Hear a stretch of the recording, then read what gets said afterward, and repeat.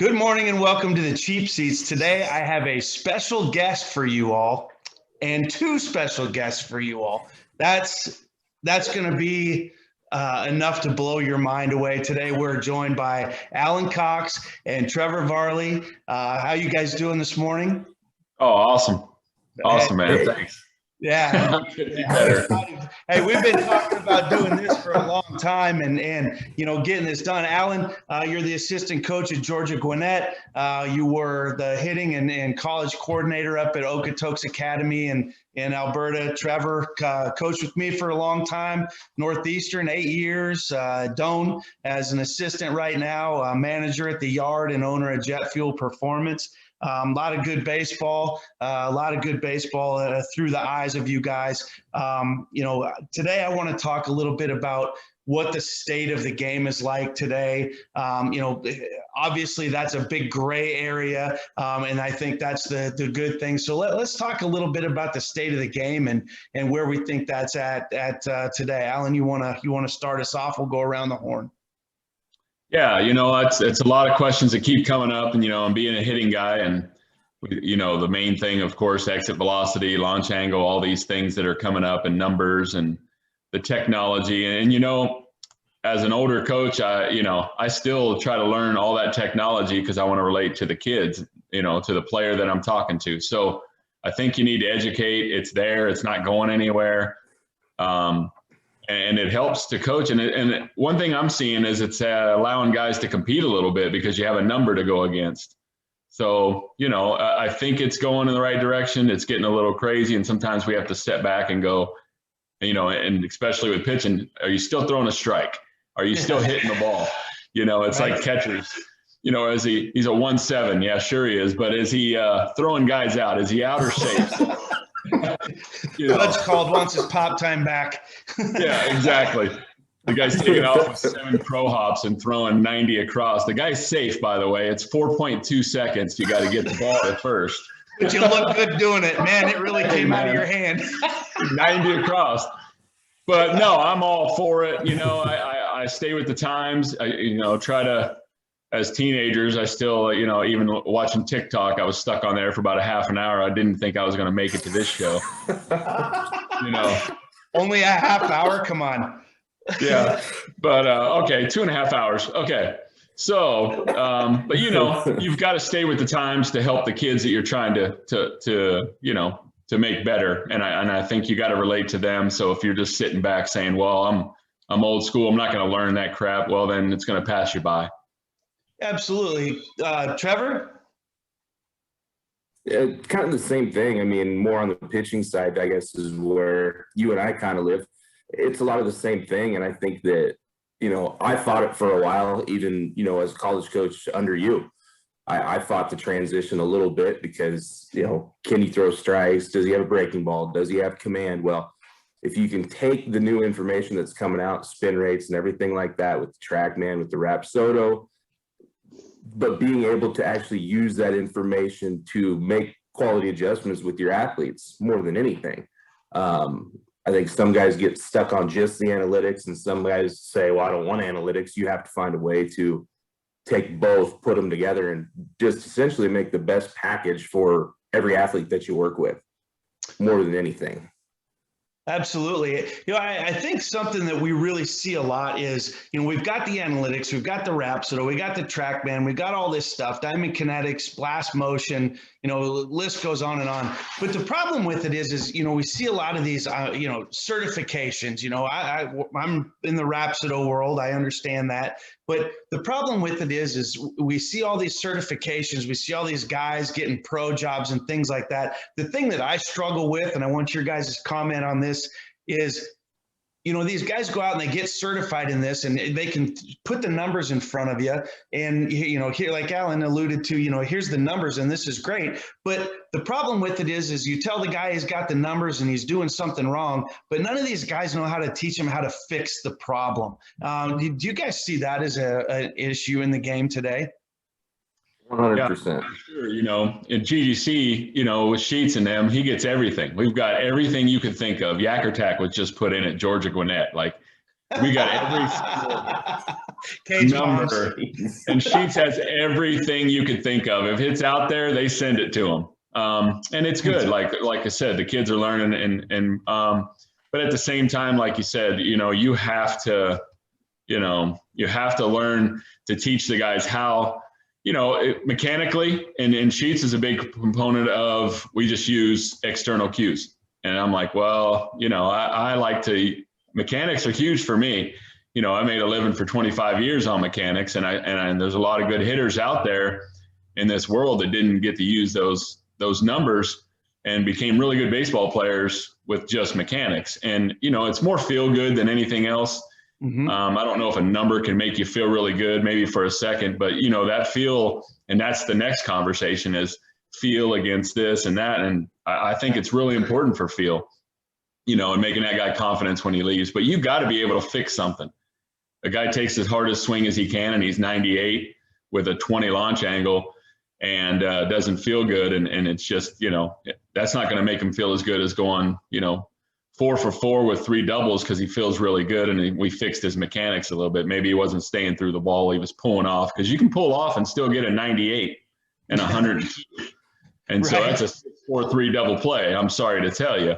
Yeah, but you swing the crap out of it right there, though. Yeah.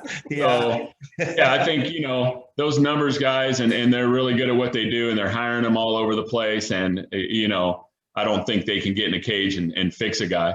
Tell you that just by saying, hey, hit it at a 24 with a 100 off the bat, and it'll make your swing a little better, and it'll correct it. But at the same time, if you're getting caught with your elbow in your rib cage and it's making you pull off, you can still put up some pretty good numbers, but it's not going to have that feel. So that's where I am with that. Absolutely. I agree with that. Being able to, when the guy says, well, this is what I'm doing, being able to say, okay, here's how you fix it. And I know, Trevor, we talked about this on the pitching side quite a bit. You get the Rhapsody, and you got the gyro spin, and you got the spin rate of all these pitches and everything else. Well, okay, your curveball doesn't have the proper spin rate and the proper spin rotation. Well, that's great, but how do I fix that? What do I do to correct that? And I think there's a little bit of a disconnect at times there with that kind of thing. Trevor, what are you seeing? I think the biggest thing, and I'm going to name drop Alan. I don't have a picture of the guy, but when the boys down south, right? I can't carry a frame in here. When the guys were up from Florida, I think it was Ollie. He hit on it really well. He said, you have all those numbers to use, but what does that mean? And I think what he hit on more than anything that kind of stuck with me still has since they left back in November when they were out, is how do you take that to the individual? You're dealing with pitchers with different arm slots, different things like that. Do we chase the 100% spin rate? Well, what about that guy that's, low 3/4? And if he's chasing 100% spin rate, he's throwing it 3 feet above a right-handed hitter's head, and he's sailing it into the fourth row of the stadium, hitting popcorn, hitting mom, hitting little man, hitting the dog on Bring Your Dog to the Park night, whatever it is. Right. Knocking that Miller Lite out of somebody's hand. Yep, he has no clue what it's doing. And I think, Alan, I got it from you. I got it from Shep. How do we create some feel? Because anybody can go get certified. Anybody can get that little certification to drop some money and different things like that. But how do you fix the cause? Yeah. You see effect. How do I get to it? Yeah. And another thing is, you just had mentality. How do you teach that with a number? How do you teach approach? Like, how do we teach, the pitcher's throwing it outside and I'm looking to turn on a ball and hit it at, and each guy at GGC, we had each guy has their own, exit velocity, optimal launch angle. We have all that. But at the same time, how do we make adjustments with numbers? I mean, so yeah, like I said, if it's good, it's great. You better stay with it because it's there. It's not going anywhere. But at the same time, man, you still have to get back in the lab, and I think that's where a lot of the hitters come from is all that work they're doing in there. Yeah, absolutely. Schultz Go ahead. When Austin Schultz was back, we were talking a little bit about the launch angle and the chase and everything like that. And he's got his optimal launch angle that he likes to stay at, that his Austin hitting coach Schultz wants is him a to stay at. player at the University of Kentucky. Yeah. Yep. And he wants to stay at a certain launch angle because that's what works for him. Well, TJ Colette, his teammate who just mashes baseballs repeatedly, double digits all the time, he's going to have a different optimal launch angle that he likes to stay at, but they can get in that lab and they can figure that out, and that they do a great job with it. So it was fun to kind of pick an SEC dude's brain and say, okay, what are you guys doing? Because, we have hit tracks just like all the other facilities. Where are you trying to set and why? And it was crazy. He could tell me his exit velocities and everything based off of what he felt. It's like, oh yeah, that was probably 104 at 12. I'm like, okay, you do. What's funny about that, Shep, and Varley is, even if you find out what your optimal launch angle is and your exit velocity, the pitcher will make an adjustment. And I've noticed that pitchers make adjustments. Malley got the Cubs swinging up through the ball. Awesome. Guess what the pitchers did the following year? Threw up in the zone. So we won't make adjustments as hitters because we're very confident and we're very, set in our ways because we think we got there doing this. And a pitcher will just go, oh, great, you're going to swing at that launch angle. I'll just throw it up. Gotcha. So it's funny how that all works. And that's where you have to go back and fix things without the numbers that, sorry, Shep. No, you're good. You guys both alluded to a word that's huge in this game, and it's feel. And you said that feel is hard to get with numbers, and I think there's nothing like when a hitter's in the cage and you make an adjustment and they take that swing and you just see it in their eyes when they turn and look at you like, there it is, and it gives you, as a coach, it gives you goosebumps. Yeah. Oh yeah. The same thing when a guy's trying to, working on that bit slider, and all of a sudden he gets it and it just drops off the table, and it's like, there it is. And, there's nothing like feel. And I think my opinion is that the numbers and all of this stuff has taken a lot away from feel, and kids are concentrating so much on putting up those numbers, and they've gotten away from even what it's supposed to feel like to have the proper swing, to have the proper pitching mechanics, because it's all numbers based. A lot of kids don't even know, what their proper swing should be. They don't know where they're comfortable. They don't know where that comfort zone is with their pitching and everything else, pitching and their swing. And that comes out of high school and travel ball and everything else. And then, get them into college, and they're kind of lost a little bit, I think, in translation with the word, what feel means. Yeah. And a lot of it, being in Okotoks, me and Trevor were there, and you got some guys from us. They're swinging so much, and it's like a lab, man. We were able to, and we didn't have all the numbers. We didn't have anything until recently. We got Rapso, and we were producing some guys, Lloyd's at the Big East and leading in home runs. And you had Patterson that hit probably 30 home runs down there, and, went on and did it again at another level. And there was no numbers back then. And now Pro was okay. Procession, all right. I listened to Procession on a podcast just 2 days ago. And man, by the way, catchers are really good at managing the game. And he was saying some things that, man, he can really help out a pitcher and a hitter and what they're doing. And, but yeah, it's so advanced, and they're putting up these guys and they're putting up numbers without all this stuff. It's, it's kind of like Nolan Ryan back in the day. He did all these things. And I think if someone's really good and they do something, we're going to buy that book. And the Tom House pitching edition 98. Yeah. All you have to do, UCLA bunting, the big programs that win national championships bunting with their 3-hole guy in the first inning. We can go either way, but as soon as they do it, then everybody's doing it because it worked for that guy. Trout and those guys saying they're swinging down, and that's just what they think, and that's what makes them feel good, and that's what they think about doing before they go up. But it comes back to the lab and getting the swings in, and having 10 months inside with the Canadians. I was talking about the Canadian guys, the difference between, the Canada and the US. And it's funny, they practice a lot more. Yeah. Yeah. And Trevor, you're working with the high school kids and college kids, both, through the yard and through Doan, and then, the high school kids you're working with. So, where are you seeing that transition a little bit with, some of the kids that are getting some of the the numbers type of stuff moving into college, some of the guys you get from other places and things? Are you seeing a little bit of disconnect there? I think it's really easy to identify what kid comes from what throwing program. Because, I mean, there's a handful of the bigger ones. And you can tell the guys who have trained with guys that are strictly numbers, and you can tell who the guys are that have never seen a Rapsodo or a TrackMan in their entire life. And it's almost like when you show up for basic training and they give you a rifle and say, who shot a gun and who hasn't? And you raise your hand because you feel good, like, yeah, I shot a gun. Drill sergeant tells you, no, you're going to be a problem. It's kind of that feel. When you start to, so what I guess I personally kind of like to do, because we do talk about feel a lot, is I like to take those numbers away for a little bit. You know, yep. I'll use the Rapsodo. I can see the numbers because I need to use it. You know, I need to have that information to see what's going on.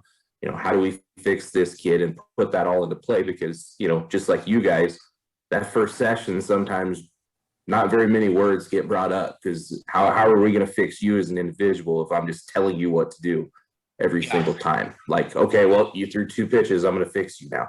It's not how it works, man. It's not. Let's get to the root of your problems. How do we fix them? Here's your package. Go do your thing. And you know, with guys like, you know, Mini Schultz, Booger, we create feel all the time with those guys. Yes, I'll look at the Rapsodo when we're doing pitch design, different things like that, because if I have the information, I have to be able to use it to make you better. But a lot of times it's, hey, what did you feel there? What did you feel there? And there's a lot of kids, when we get them first time in, have no clue. I don't know that they can spell the word feel, because it's never been given to them. It's PHEEL. It's a soft F. It's like jogging. Yeah, it's French.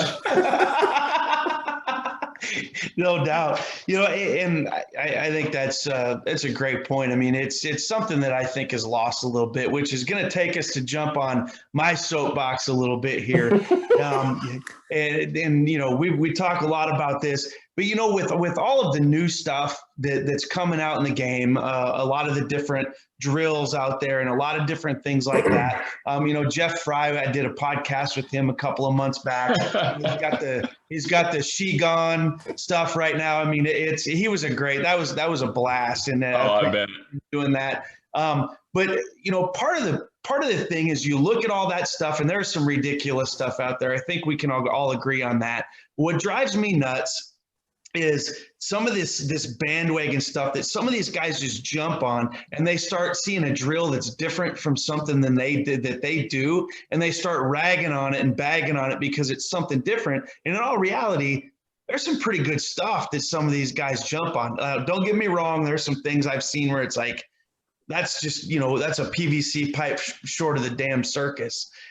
You know, but some of this stuff is, you know, good stuff. And it's just because it's something different. These guys jump all over it. How important is it to be open-minded in coaching? We've all been around the block. Let's talk a little bit about how important it is to be open-minded and, you know, be able to make some adjustments in what we do and still learn as a coach, and not just start bagging on something because it's something different than what we do. Do your research. Absolutely. Yeah, I'm still doing the same drills, and I'm doing, you know, and I always tell guys, they come in, what do you think about this? I said, you like it? They're like, yeah, man, I love it. And I'm like, then I like it, man. Whatever you got, I don't care. Goes back to feel, right? Yep. If you think that and Fry's got to be, you know, people are sending him videos just messing with him too. Yeah, he's got the plunger in there, and this one going where he was swinging.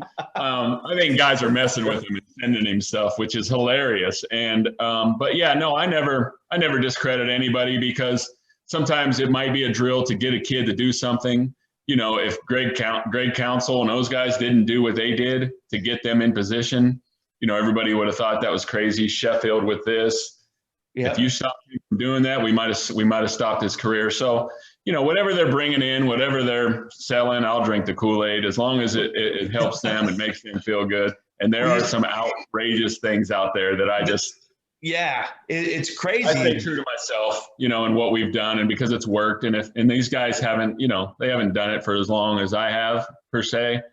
For 5 or 10, 7 years, you're waiting to see, did it work? And it worked in Kentucky, it worked in Canada, it's working in Georgia, it's working in Carolina where I'm at now. So if it's working, do it, but allow some different things. Be adjustable. Yeah, I'm with you on that all the way.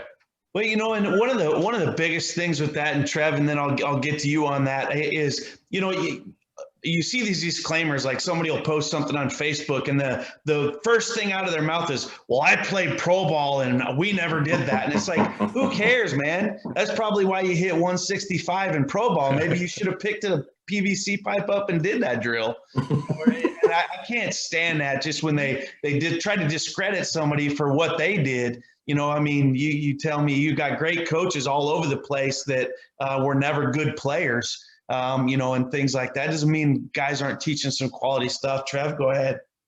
It comes back. I've heard it from both of you guys. I heard it from a guy my first year as a college coach. Not the best players don't always make the best coaches. There's a huge difference, and I think it all boils down to research.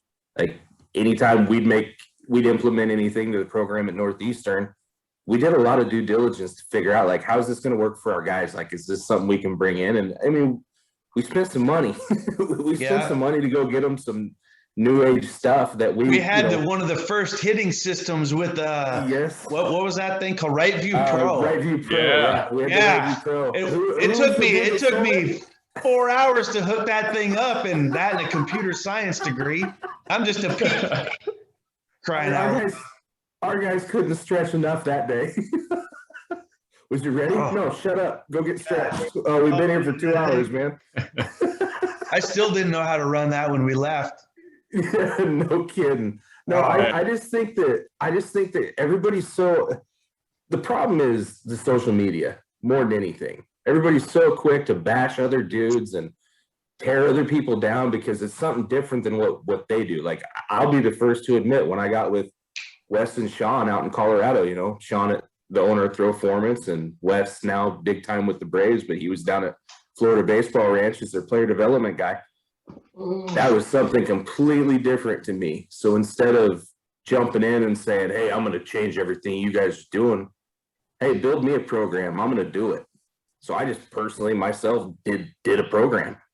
And I was like, holy cow, I throw better at 35 years old than I did at 25. Why didn't I have this? So I just think if people would just take a step back, quit trying to tear everybody else, burn everybody else's house down and just build your own, do some research and see what, you want to do the best by every athlete that walks in front of you.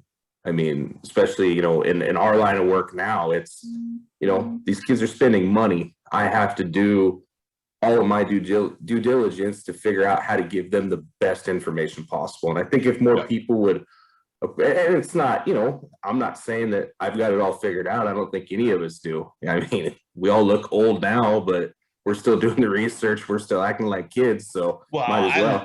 I look pretty good, but you look really good. I dyed it gray. Real good. Yeah. I like the way you're put together. You're living nice. A little salt and pepper look this month. I'm going to dye it back to brown, the natural color. No, people pay for touch of gray, Shep. Just keep oozing sophistication. That's right. I think, there's so much truth to what you said. And I think there's some of these baseball guys, baseball guys, they don't have the ability to scroll by something on Facebook or whatever it may be, Twitter, the gram. They can't scroll by something without commenting. Yeah, they've got to analyze the swing. They've got to analyze I remember when my daughter was a freshman, I was so proud of her because she wanted to go up to the field at 9:00 at night and hit one night. And we were up there and I just put a video of her taking a swing. It was dark outside. We had the lights on the cage. And I posted that swing, and about 9 of my baseball buddies got on there and started breaking her swing down. I'm like, are you kidding me? You know, A, I don't need help breaking her swing down. I don't remember asking, thank you. But on the other hand, man, just tell her great job. I don't need you to tell her what, you know, she needs to get more follow through and more. Like, come on, man, scroll by, take your fleece off and relax for the evening. Probably guys without kids. Yeah. Yeah, that drives me nuts. But so let's talk a little bit about this. And, you know, this is another thing. I think we all grew up, and I know I played Legion baseball in Rapid City, South Dakota. I was fortunate. It was one of the best Legion programs in the country. It was awesome.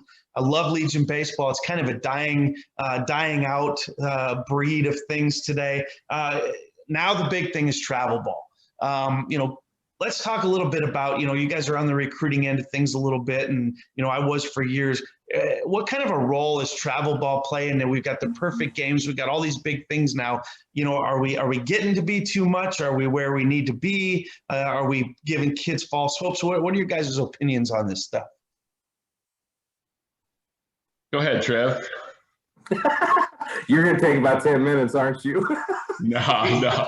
He's got his cliff notes already on that one. Right? He's looking down. I saw it. He's looking down. I think the big thing is coaches need to identify where guys fit. I think we've lost that a little bit. Taking Johnny 80 to 82, that's 5'8" with a little bit of a curveball. Is he going to play at an SEC school? Probably not. So why go to these huge tournaments and spend all this money when the realistic programs aren't there?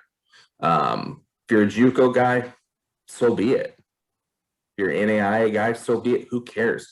I think getting in front, you know, Alan sent me a list yesterday, and I was just going, man, this is perfect. There's dudes from every level of baseball going to be attending this. Perfect showcase. I couldn't get it out to our guys quick enough. Like, hey, you probably need to do this. You get to be on a big league field, and you're going to have coaches there. And it didn't matter what guy it was. There's going to be places there for literally every single guy that I sent that to possibly go play college baseball. I think the biggest benefit with, you know, the perfect game and stuff like that is it's giving. I know seeing it in the Midwest where if you're not from here and you're not around it, you don't even know who to reach out to. I mean, really, at least I didn't coming up, you know, outside of Grand Island. But I think the biggest thing is it's put some dudes on the map that 20 years ago would not have been on the map. Like they would have had to luck out, be at the right tournament at the right time with the right guys attending. Now, you know, you can log on Perfect Game, type in a dude's name and get all the information that you want. And I think it's been beneficial, especially right now with the COVID, for the D1s to get out and identify guys. Because I know on our end, trying to place players has been very difficult because the response is we're log jammed.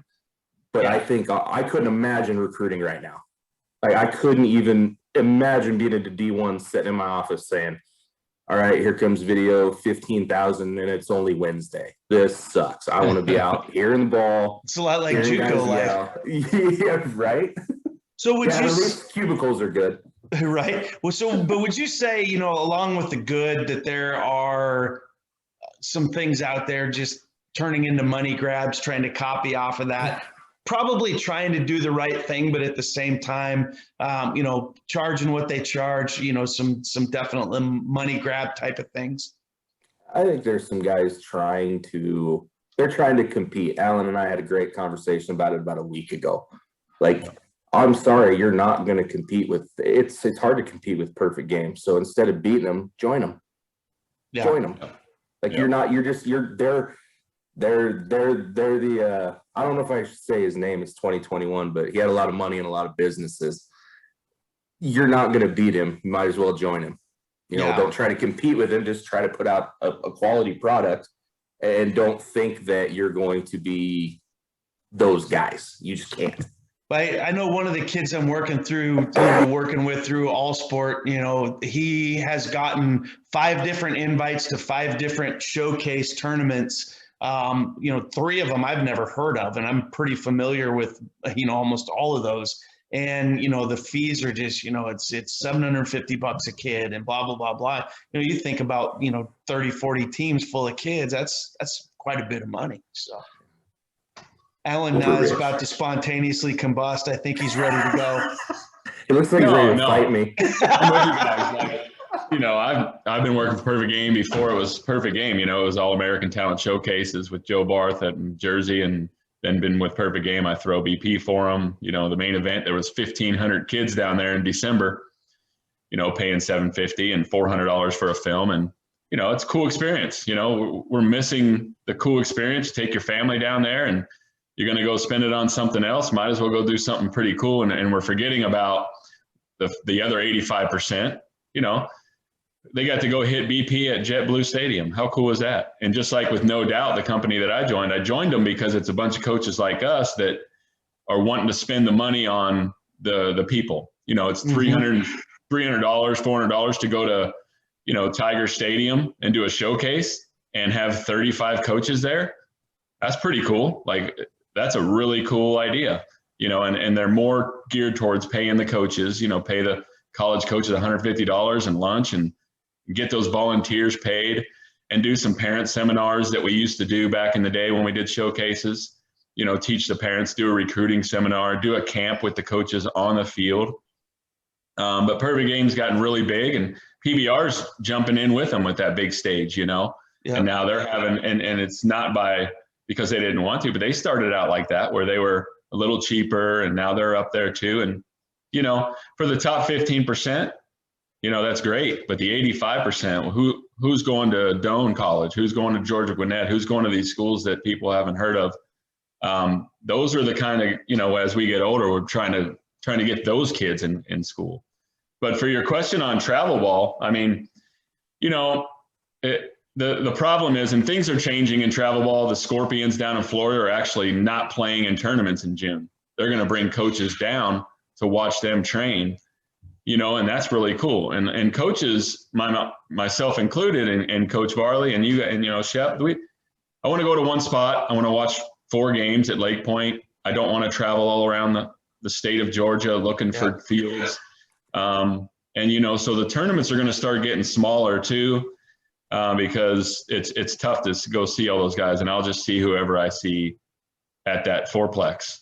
And, you know, we're still looking for, and I always say it in the recruiting world, in these tournaments, I want to see who does well in the championship game, but I'm probably, you know, not going to get them. I want to see who does well in that consolation game on Sunday when no one gives a crap. Yeah. You know, the other thing we're looking for, it's on that Sunday consolation game when even the parents, the umpires, the coaches, players, they don't want to be there. So I think travel ball, you know, when it first started going out, it was, my son didn't make the team. He didn't play shortstop, bat third, so I started my own team. Yeah. Same thing happened with that team, and it's diluted. And at the same time now, you know, the Canes do a great job. They're all over the country, and they do great things, and all these programs are popping up, and they're doing really well. The problem is, I'm not going to go watch the committed team that has 30 guys on it that's all committed.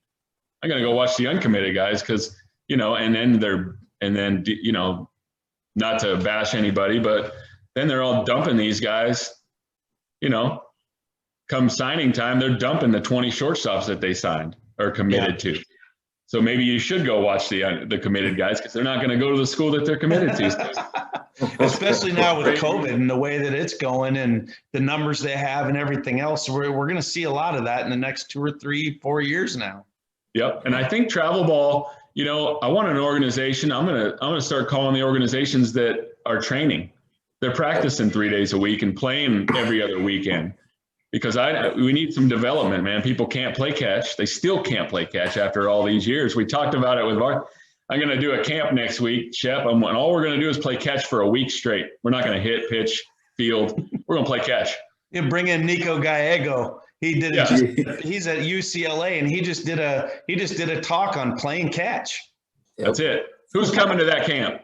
I'll be there. Nobody. Especially if it's free. Recruit. Yeah. If it's free and you're just playing catch, nobody's coming. $1,000, I'll teach you how to hit. Everybody's coming. Oh, yeah. Yep. But, you know, travel ball's good because you're competing against somebody else and you're playing some big championship games. And I think that has something to do with it. You're on the big stage and you're playing against a championship game.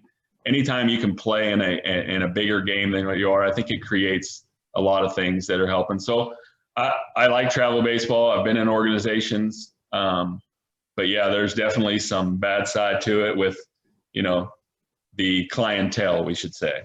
Sure. Yeah, 100%. And yeah, we'll leave that at that because that's a whole nother. But that, unfortunately, with the travel ball, you're starting to see some of like the high school summer programs and those things are kind of going by the wayside a little bit, which is, it kind of sucks for, like you said, that lower percentage of kids sometimes that, maybe can't do the travel ball. They got to work and, something like that. But I do think there is an opportunity for some sort of a travel ball or a tournament team or exposure type atmosphere for almost anybody out there. And I think most people are willing to work with costs and, things like that. And a majority of baseball guys are in it to help people get better. And the ultimate goal is to help the kid, whether it's find a place to play or be as good as he can be as a high school kid or whatever it may be. And, there's a few that aren't, but, I think there's definitely opportunity for those kids out there. So. Yep. I think the big thing is when you look at the really good travel ball organizations, they take time and they actually go get coaches. I mean, the ones that give the whole travel ball world community, whatever you want to call it, the bad name, they'll hire anybody. And I mean, when we're recruiting or we're just out when we're in a tournament, you can tell who they are. You can tell who the guys are that get it. I mean, we've all been around this game for our careers, essentially. That dude, and I tell guys all the time, like, hey, yeah, not a bad idea to go play with them. They got this coach and this coach and this coach, good organization. Like, those are the guys that I want to refer guys to. Like Alan, when we sent, there's a reason why, hey, what tournaments you got? Because I got this dude and I got this dude that needs to be in front of people. Yep, send him down. How much? I don't know, bring $100. It's like, okay, right on, man. Just get him here. We'll figure it out. I'm like, all right, cool. So, I mean, that's the biggest thing. Nothing bothers me more than knowing what a kid's spending to be on a team and then listening to his coach on the field and just saying, you are an absolute road cone, man. Like, you're a freaking pylon. A road cone. You have no idea what you're doing. You have no business being on the field. There's a reason why people run road cones over, right? There you go. Yeah, like what are you doing? They were cones. Yeah. I painted the cone blue. Oh, man, that's awesome. Now here we go. Here's the real stuff. Yep. Now it's coming out. This is after hours. We're going out. Let's go. Well, and right when we get there, we're almost out of time. We got about a minute left. Any final thoughts from you guys? On state of baseball, moving forward. No, just have fun, man. Keep playing the game. We loved it. We had fun playing it back when we were younger, and then sometimes we forget how much fun we had when we were 12. We didn't think about our big toe and where it was placed. And, we just had fun and played baseball. And hopefully when the guys those guys that are out there playing and they're having fun and they're smiling, it's attractive. Absolutely. Trev? Yep. I just think the biggest thing is the guys that are going to do this job, don't be afraid to change. Don't get stuck in your ways. Don't be afraid to change. Be willing to go research, because if you're gonna help kids, you need to do everything that you can to make it right and use the information that's out there and make it yours. 100%. I agree with both of you on that. And, my biggest thing is don't be an I, me guy. It's not your field. It's not your this. It's not your that. It's not I this. Don't do it for me. It's a team. It's, you're trying to teach kids to play for a team. It's their field as much as it is your field. It's their program as much as it is yours. Be open-minded. And I think Alan hit the nail on the head as well. Have fun, man. It's a game. Don't stress out. Go out there and play the game and just have a blast while you get to do it. You never know when the last time is. But, guys, I really appreciate you joining me today. We're going to do this again down the road. We got as a matter of fact, we might make this a Friday 9 a.m. thing for about, I'm in. So I'm in. Give the people what they want. Sounds good. Well, then this next Friday, we'll see you at 9 o'clock. We'll have part 2, and we'll put the subject out at a later date. But guys, thanks for joining me today and on the cheap seats. And thank you again. And sharing all the knowledge with everyone. Thanks. Thanks, guys. Appreciate it. All right.